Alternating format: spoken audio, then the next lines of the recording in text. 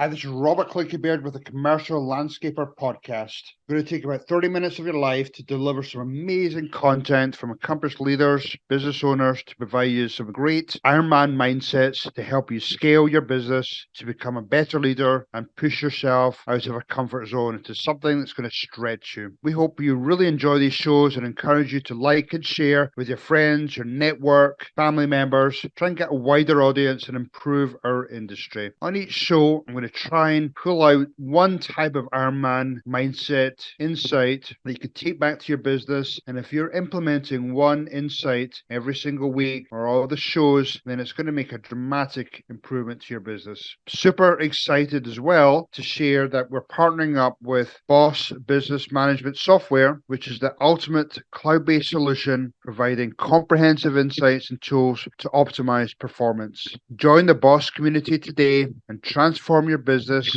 so you too can say, my boss is working for me. Hi, this is Robert Clickybeard with the Commercial Landscaper Podcast. I'm really excited today to be joined by Frank Annino. Frank, thank you for joining the show today. Very happy to be here, Robert. Very happy to be here. So, we have a ton of listeners all around Europe, Australia, even I noticed Saudi Arabia, Middle East. So it really, blows me away when I see that type of audience. But maybe tell the audience who is Frank? What's your background? Sure. Yeah. It's been about I guess a 32, 33-year run. Started in 92 with this little company led by somebody we both know and admire, Bruce Wilson, back at Environmental Care, one of the early influencers on my career, and in part why I wanted to choose the topic that we're going to talk about here in a bit. And started in the field. Back then, it was really essential that for us to understand how we rolled from a leadership group, you had to understand where we came from. So spent a few years in the field working side by side, gardening, learning the trade, working through language barriers, and lots of fun stories about how I was indoctrinated into the business from my peers. And I can think back, Robert, to names of the harassed, those that harassed me along the way, that really kind of built me into who I became, which was really kind of field centric. And I had the likes of not just Bruce, but Pam Stark and Dave Hansen and Nada Duna and on to a second generation through ValleyCrest. And then I was given my own operation about 5 or 6 years after I started with the company. And really what I loved about it was I was able to own my business on behalf of what was ValleyCrest, and was trusted with the keys to the car. And I often say I did not know what I was doing, but I was smart enough to make sure everybody around me did not know I did not know what I was doing. Okay. You put up a good front. Yeah, fake it till you make it. And instinctively, from the early times with those I mentioned, they'd built a lot of confidence in my capabilities. And then blink, it gets to 2014, and we roll into that merger with Brickman and become Brightview. Spent about 7, 8 years there as a senior vice president and oversaw part of the Western United States. Did that for 7, 8 years, and then decided I wanted a break and to kind of think through what was going to be kind of the last chapter, Right. maybe the last chapter. And so I joined Sperber it'll be 3 years in July. Oh, awesome. Yeah. Well, it was interesting. You named some people there. Pam Stark, Cheryl Steelberg. I mean, your name came up. They were actually both really excited to hear that you were coming on the show today. Had great things to say about you. Well, that's very sweet of them. They, as I said, they've made impressions on me over the many years. And when I run into them, it's not high fives or handshakes, it's hugs. So those are great memories. That's awesome. And talking about hugs, I mean, that's a good segue into our topic today. And when you talk about building trust based relationships, and I talk often about trying to get those relationships with clients from a tier 1, which is just transactional, up to tier 3, tier 4, tier 5, where you're giving them hugs, you're having drinks with them, you're going to dinner, sharing personal things. I mean, you've obviously got all these great companies behind you who have done great things so far, but with your knowledge and what you learned over the years, how are you trying to, sort of pass on some of that knowledge and some of the things you've learned over the years, especially around relationships? Yeah, I always start with the end in mind. And the end in mind in this business is to grow it with partnerships that really matter. And oftentimes we see organizations that are scrambling to sell new work. And I never really adopted that philosophy. I adopted the philosophy that in order for me to really see growth happen, I had to really retain the work that I had. It's the number one miss, I believe, in most organizations when they're looking at their year over year growth accomplishments, and those that are at 1, 2, 3% might sell 10 or 12, but they're losing 9 or 10. And I've always believed that it's far cheaper to keep the work that you have than it is to try to go and start up a whole new job. Now, that's not to say there aren't customers that just don't turn out to be for you or for me. There's always those that come up and that are really not partnerships. They are transactional, and that you're not going to get away from. That just happens. But those that you really do value to retain, I think it's incumbent upon us to make sure we understand who the person is more so than who the company is. And if you can do that, I think you have a leg up on that journey of retaining the contract. Yeah, no, I agree 100%. And talk to me about, because I try and explain this all the time about, getting to know your clients, but I'd love to just hear, some of the things, techniques, or how do you build those relationships? Yeah, I think it's actually rather simple. If you are paying attention when you're sitting in their office, there's always something in their office that gives you the hint as to who they are. And there are photographs of their family, there's sports memorabilia, there's maybe some sort of a car or a truck that resides onto the left side of their desk. They're neat and organized. That's one thing that people don't usually catch. There's nuance to who they are, how they dress, how they speak, how they are seen by their staff, where they park. These are all little nuances I picked up along the way that have made it very comfortable that when I do walk into the office or I'm on a job walk, it's just a question or two that you ask that are really, there's no serious intent other than just to understand a little bit more about them. And it could be something like, how was your weekend? And in that, you're going to find out whether they want to engage or not. And if they do, you're going to hear something about, oh, I was at a concert, or I took my daughter to go see a Disney movie. And those little clicks that you just hold on to, I've done a reasonably good job of connecting them to something that I've experienced. And whether it's my two daughters, whether it's my dog, whether it's the sports teams I follow or that I love, whether it's the music I like to listen to, whether it's coming from an Italian family, there's just always something there if you pay attention. And I think the miss is that most people don't pay attention because they're just thinking about the sale. They're not thinking about the relationship. Yeah, no, 100%, 100%. And yeah, I was a big fan of doing that. And I suppose what surprises me, or maybe it doesn't surprise me, but to, a lot of people go into those types of environments, so sit down with the property manager, male or female, they observe some of those things, but then they get back into their car or truck and they immediately consumed into emails, phone Yeah. calls, they get back into their normal routine. Whereas if they just spent literally 5 minutes or less taking down notes on what they saw, whether it be a family, personal interest, music, whatever the case may be, and log it in, whether it be Aspire or their CRM system, Yep. so that when they had that next meeting, or maybe there's a change in account managers, there's a record there, Yeah. all that information.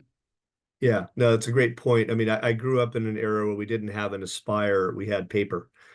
And the paper that we had, and I think it was designed by Pam, was a customer profile.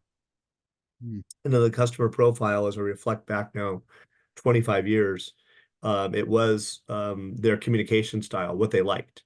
mm, You would have three interests that you should have picked up. It would be how frequent do they want to have a conversation with you or do a walkthrough with you. There was nuance that you documented and you put into your job folder for exactly that reason. Today, when I go in, I always bring a notebook. That's something I teach everywhere I go, that taking down a couple notes will reinforce that what that person has to say is the most important thing at that moment. But oftentimes, if the engagement is eye-to-eye contact, then I won't even open up the notebook. I'll just kind of go down that road of building it through just conversation. But when I get into the car, not only am I jotting down the notes of the things that I saw in the call in the office, I also will automatically send back an email before I put the key in the ignition and go. Because again, I want that customer to know, or that partner to know that everything that we just talked about is fresh at mind, and I'm going to send back a thank you note right then and there to recognize what it is we just committed to on both sides. And just that right there shows a sense of urgency in our communication back to the customer, that they know they can rely on me to listen, to recognize, and to reinforce what it is that we just had a conversation about. Yeah. No, there's so many great nuggets in there, and it reminds me of some of the practices, and I think they're probably from the same source through PAM, through environmental care. You know, clients love talking about themselves. Yeah. You know, when you get them on something they're interested or passionate about, and then they'll just go off and start talking. And, you know, one of the fun, I find it funny, at least one of the funny comments I make is, you know, use the features on your head proportionally, meaning you have two ears and one mouth. You know, spend 80% of your time listening to the client, Right. observing. And then the last point, yes, we would send emails, but one of the things I learned, it was actually another great thought leader, Jack Daly, great sales organization, salesperson, you know, having almost like handwritten cards or notes in your truck. Yep. Have a box of them, so Yep. you could just write that quick note in your car and put it in the mailbox. So between the email, between the cards, you're differentiating yourself. You'll be Yep. remembered. Yep, for sure. Yeah, I think certainly there was a time when I felt like that was critical. Today, it's so many of the customers we deal with, depending on what generation that they are, they're really about text. Yeah. And so I try to pay attention to their desired communication skill or way. And so I try to teach that texting and emailing is not relationship building. It's just documenting or giving yes, no answers. But those face-to-faces, those handwritten notes, those phone calls, that's the relationship building that I think sticks with people more so than an email or a text. Yeah, not for sure. You know, one of the things you probably come across is, you know, and this is good and bad, but, you know, I'm often asked about, well, how do you deal with millennials, Gen Z? You know, they're communicating by, you know, WhatsApp, by Snapchat. I can't keep track of half the different apps. And, you know, a lot of time, you know, we would have a lot of success with building those relationships, those trusted relationships with the assistant property managers who Yeah. were often ignored. They were the ones doing all the hard work. But, you know, eventually they're going to become a full property manager. What type of things do you hear in terms of those lower level managers and building relationships and trying to fit into their communication styles? Yeah, sometimes we think of those folks as kind of the gatekeeper, the person that's going to actually give you the hints as to when the property manager's around, when they're not, where they are. And so, when you walk into the office and you're seeing somebody at the front desk, or you get to an assistant property manager, I try not to take too much away from my primary instinct, and that is still building a relationship. Because as you said, you never know where they're going to go next, and they will take you along with you if they do trust you.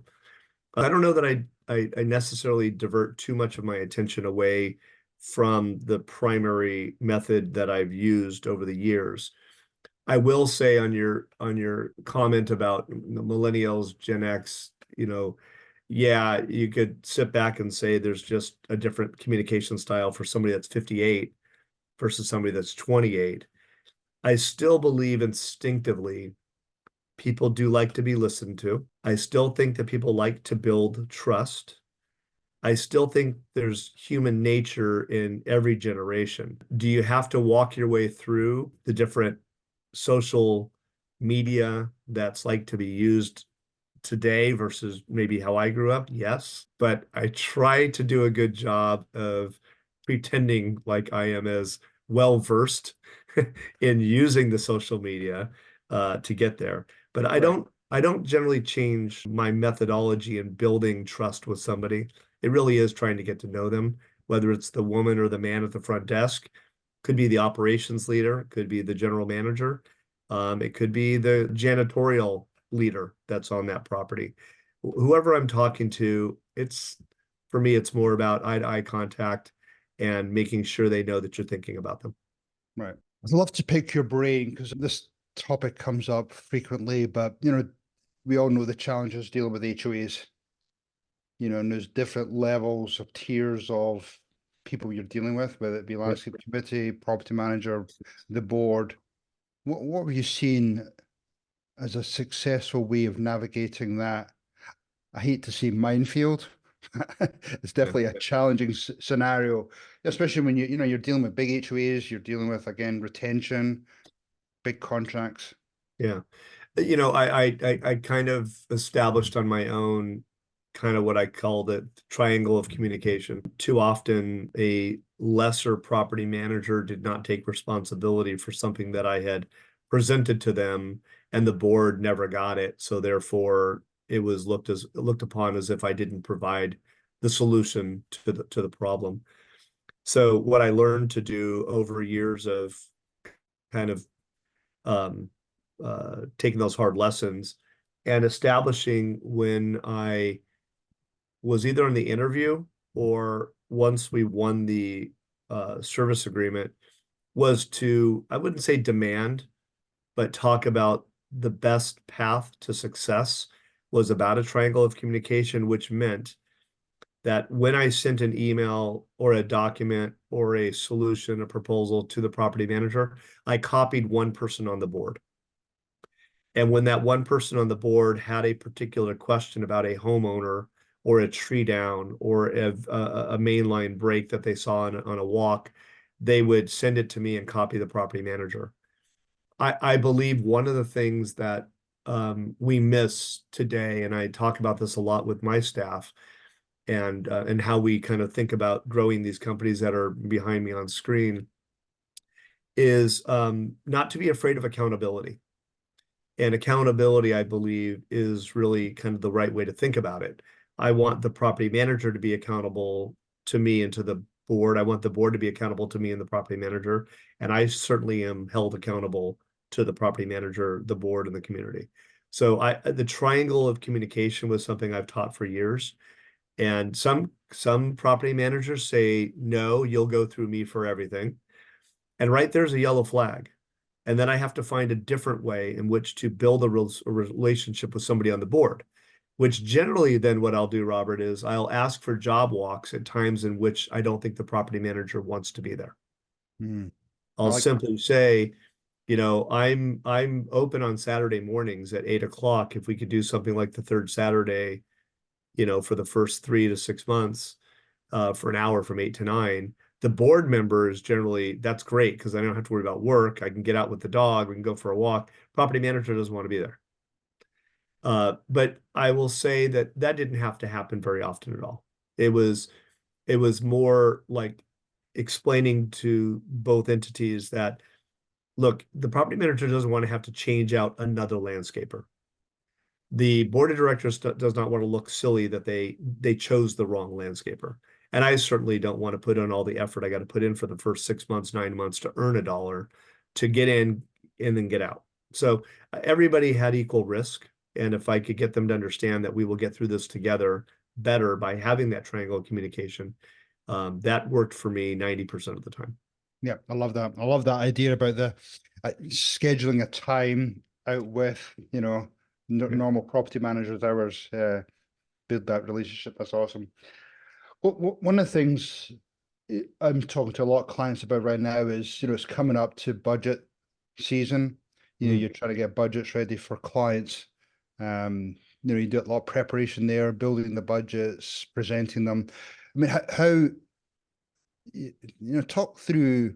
I mean, again, you must see a big difference between presenting a budget to a tier one type client, which transactional, to a tier 4 and 5, where you can have some really great discussions, especially when you're proposing price increases and stuff like that. Yeah, it's interesting. We're actually your timing on that question's rather perfect.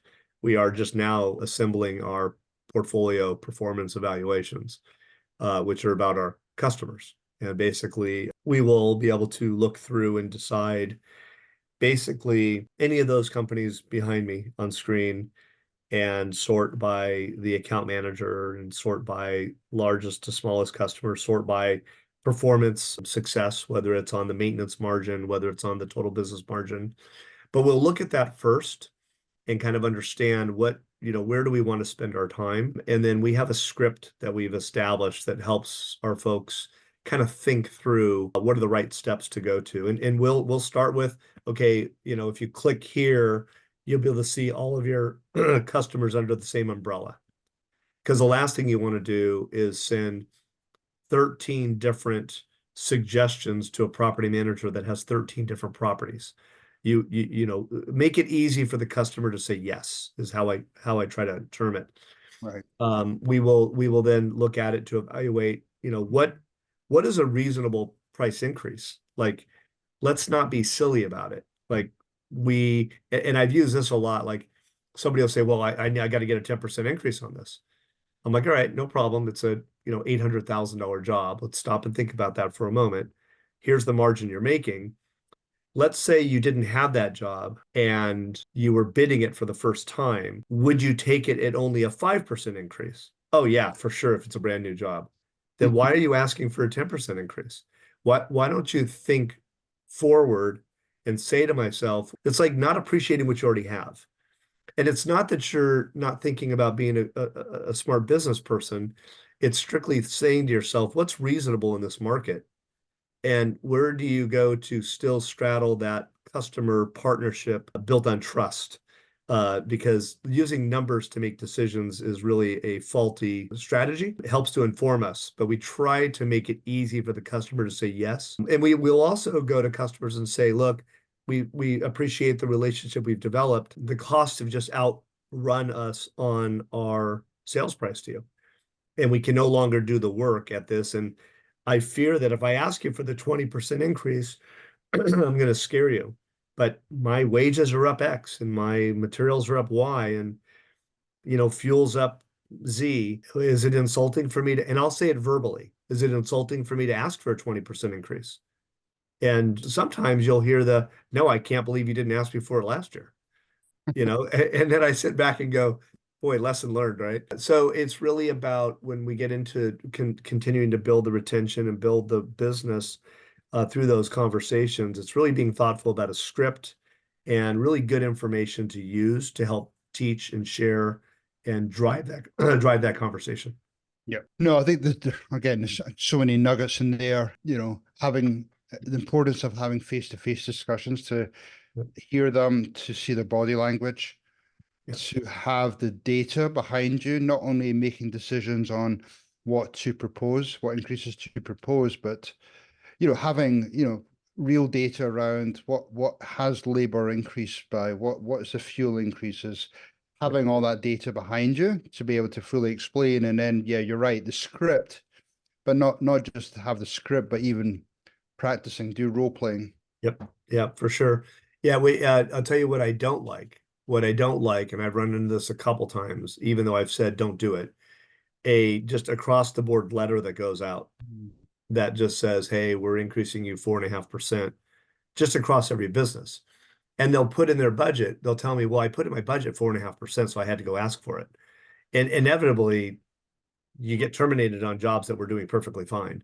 So it really is about a conversation with the customer. I do believe that you should throw spaghetti against the wall first and see what sticks without putting anything in writing. I think it's a phone call in the very least. It's a meeting. It's after a walkthrough. It's earn the right. Like if the job's not looking great, probably don't want to ask for a price increase. Is timing on this. Make sure they're nodding their head yes, that I'm happy and we haven't had a lot of work orders in the last 2 months and really appreciate what you guys are doing. And there's nuggets in there about, you know what, you really love our gardener, Johnny. Yes, you know, I don't want to lose Johnny. I've got to pay Johnny more. Can you share in that cost A with me? personal touch. Oh yeah, 100%. 100%. It goes back to relationships. And if they see Johnny every day and they know Johnny's wife and Johnny's 3 kids, well, Johnny's a part of my renewal. 100%. That actually brings up touches on my next question where, there's a company I spoke to a while back, and it just seemed to be a normal routine where, during that November through January, it was just that rush for renewals. And those types of conversations were coming up at that time. And the point I was making, it should be a continuous discussion. Yeah. You're dropping this, you're planting the seed. You talk about increases all throughout the year. You're talking about quality. You're talking about communication, and it's a continuous process rather than Yeah, just in a rush. perfect world, yeah, in a perfect world where you have that skilled account manager or customer contact that can lace that into a walkthrough and not be so focused in on the weeds in the corner and the tree that's got low hanging branches or the valve that doesn't seem to turn off when you need it to. There's a maturity of that person that has to know when to bring that up during walkthroughs or during even board meetings. You got to be skilled and taught and probably a little mature in which to know when you bring it up. Otherwise, it can backfire if you're not careful. Even if it's in May. I like to say that, look, if you got the renewal or the price increase as of January 1st, you got to reinforce their decision for the next 90 days. Like give them no reason. And when's a better time in most of our markets to really have a great quarter than January through March. The weather's usually rather comfortable and rather convenient. If you got a lot of rain, you can go and rescue the job. If you got winds, you can go rescue the job and again build up your reason why. And when you get into that first April, May, June walkthrough, when before it gets to be July, August, September, that's about the time you want to start to bring it up when the spring flowers are blooming and people are just getting out of their house to go on walks and things are in a good spot. If you wait until July, August, September to do it, inevitably it's the hottest time of the year. Inevitably it's the most humid time of the year. Inevitably it's the time of the year when most customers are cranky. And so you do need to be careful that you're not asking for money at a time when the customer's already struggling with other things. So it's all about timing. If you can do it all year long, make it a part of the conversation, that's great. I also like to think of it as, again, the relationship demands the attention on this, but can I kind of bake in on this next addendum a 3-year commitment? That way I'm here. I know that Johnny's going to be here. I can tell him, hey, look, he's going to get this now and then this and then this. And if I get a 4%, then a 3%, then a 4%, that would be amazing. That I could kind of plan for that. And it locks you in that, fuel prices go up again. I got you covered because I'm taking the risk. Right. So yeah, I love that. I love that. One of the things we do for our clients is we do, some annual, quarterly client surveys. We're reaching out to the clients of our clients, and you get some great feedback.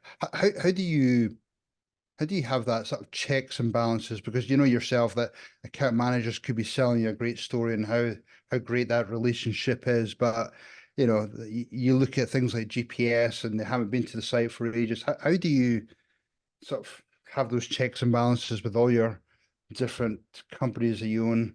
Yeah, so I start with kind of making sure we're mapping relationships so no one person is inevitably responsible for that agreement. Again, something I learned back in the environmental care days, that there should be a couple layers of relationships where the account manager may be connected to the operations leader at the property, and the branch manager is related to the general manager, and maybe the regional manager on our team is related to their regional manager. And that way, there's kind of a window of clarity as to where the relationship is. We do that somewhat today. It's not easy with our staff at Sperber because we also don't want to be seen as a parent company that's super involved in Greenscape's relationship or Top Cut's relationship. So we have to be careful in the world I'm living in today.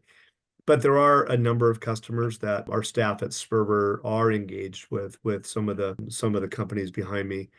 But mapping, number one. Number two, on the survey side, we have not matured to a point yet to where we have the survey program that we will have as we leave 24 and go into 2025. As a matter of fact, later today, we have our final look at launching our new jobs customer survey that will happen after the 60th day. Okay. And we designed a 5-question, very simple, 90-second emailable request that just did we reinforce the buyer's decision? Basically is what it comes down to. Did we do a good job of doing what we said we're going to do? But we haven't gotten to the vision of what we will for next year, which will be an annual survey that'll come out for everybody around May. And that way it kind of tees up how are we feeling about the relationship as we go into the budgeting season. That's something I'm looking forward to in 2025. That's awesome. Awesome.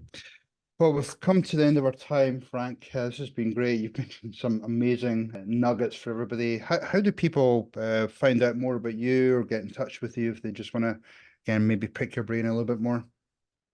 First of all, LinkedIn's a great way in which to kind of connect in. There's an amazing network there that certainly they can find me there, no problem. Under Sperber, under Frank Annino. They can hit me email at fannino@sperbercompanies.com. I'm always happy to speak to folks around the country on some of the events that you and I have shared time at. I've met some amazing people that I still keep in contact at each one of those roundtables that we do, which is really how you and I got together. So, I'll continue to go through those events. So when we run into people there, it's also a great place to, have a drink at the bar and get to know each other just a little deeper. Awesome. Awesome. Again, Frankie, I know you're a busy guy, but really appreciate your time today. It's always great to connect with you again. And thank you for your nuggets today. Very well. Thank you so much for having me, Robert. Okay, take care. Thank you. Bye now. Hopefully that was pure dead brilliant for you today, and you got some great Ironman mindset takeaways for your business or your leadership role. This is Robert Clickybeard. Love to get you, your friends, your employees to join us in our future journey. So please subscribe to your various podcast channels. Visit our website, commerciallandscaper.com or wilson-360.com. You could check out our digital courses. You could check out peer groups, coaching, my book, Ironman Mindset for Entrepreneurs. And we just want you to have a pure, dead, brilliant day. And finally, thanks again to Boss Business Management Software, which is the ultimate cloud-based solution providing comprehensive insights and tools to optimize performance. Join the Boss community today and transform your business so you too can say, my boss is working for me. Cheers, everyone.